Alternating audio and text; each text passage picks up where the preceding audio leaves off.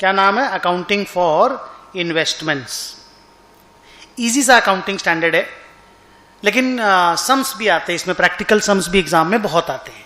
आप ये मान के चलो, आप equity share as an investment इस चैप्टर में पढ़ेंगे, जिसका अकाउंटिंग कैसे होता है, डिबेंचर एज एन इन्वेस्टमेंट का अकाउंटिंग कैसे होता है, और जो रियल इस्टेट प्रॉपर्टी होता है ना, जिसको हम लोग इन्वेस्टमेंट प्रॉपर्टी बोलते हैं, उसका अकाउंटिंग कैसे होता है।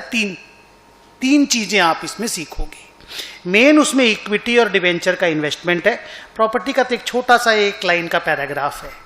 ओके, सो स्टार्ट करते हैं। हाँ, पहला डिस्कशन है कि इन्वेस्टमेंट बोलते किसको हैं।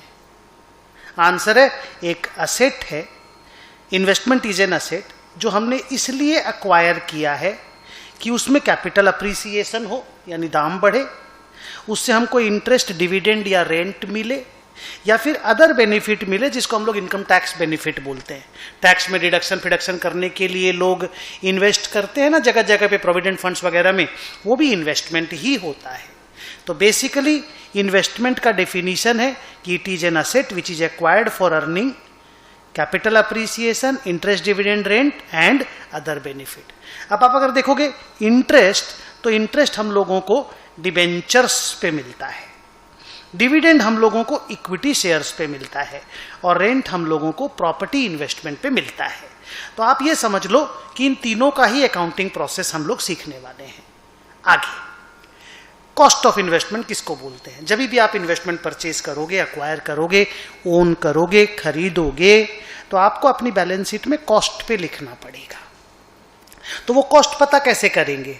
Answer is cost will include purchase price plus brokerage plus fees and duties.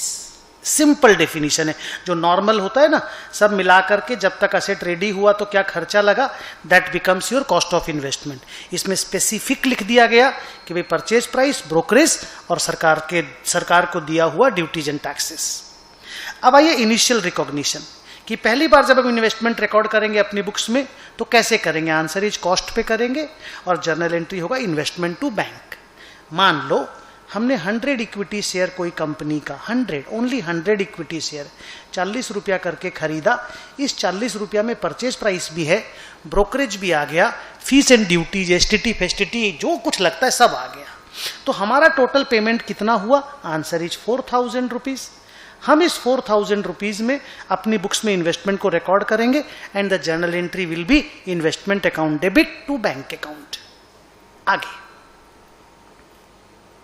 अगर इन्वेस्टमेंट लॉन्ग टर्म इन्वेस्टमेंट होता है तो उसको ईयर एंड में कैसे वैल्यू करते हैं?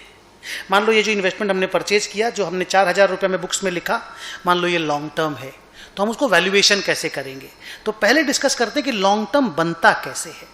आंसर है, अगर कोई इन्वेस्टमेंट हम अक्वायर करते हैं और उसको रख के रखेंगे मिनिमम 1 साल, मतलब अगले 1 साल तक हम उसको बेचने का मेरा मन नहीं है, तो हम उसको लॉन्ग टर्म इन्वेस्टमेंट के रूप में क्लासिफाई करेंगे। So if the investment is acquired with an intention not to dispose it off within the next 1 year from the date of acquisition, we call it long term investment. Sir करना क्या है? Cost पे major करना है। तो sir 4000 में खरीदे थे, 4000 पे लिख लेना है। यस, बैलेंस शीट में 4000 में टाल दो।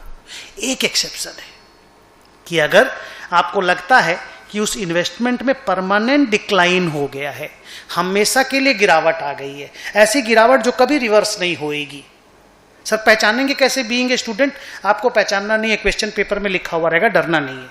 अगर परमानेंट डिक्लाइन हो गया और आपको लगता है वो इन्वेस्टमेंट 2100 से ऊपर में नहीं बिक्री होगा, कभी भी नहीं बिक्री होगा, तब उस इन्वेस्टमेंट को आप 2100 में ले आइएगा, 1900 को पीएल में भेज दीजिएगा, क्योंकि आपने 4000 में खरीदा था। और अगर वहां कोई परमानेंट डिक्लाइन नहीं है तो फिर इन्वेस्टमेंट लॉन्ग टर्म कॉस्ट पे वैल्यू होगा, बैलेंस शीट में 4000 पे टान दीजिएगा।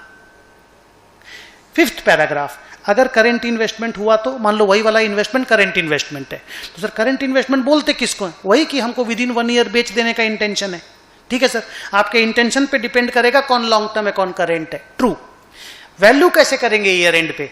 Answer is cost or market price whichever is lower. Oh, तो सर ईयर एंड में आप उसका मार्केट प्राइस चेक करेंगे जब आपको बैलेंस शीट बनाना होगा तो? यस।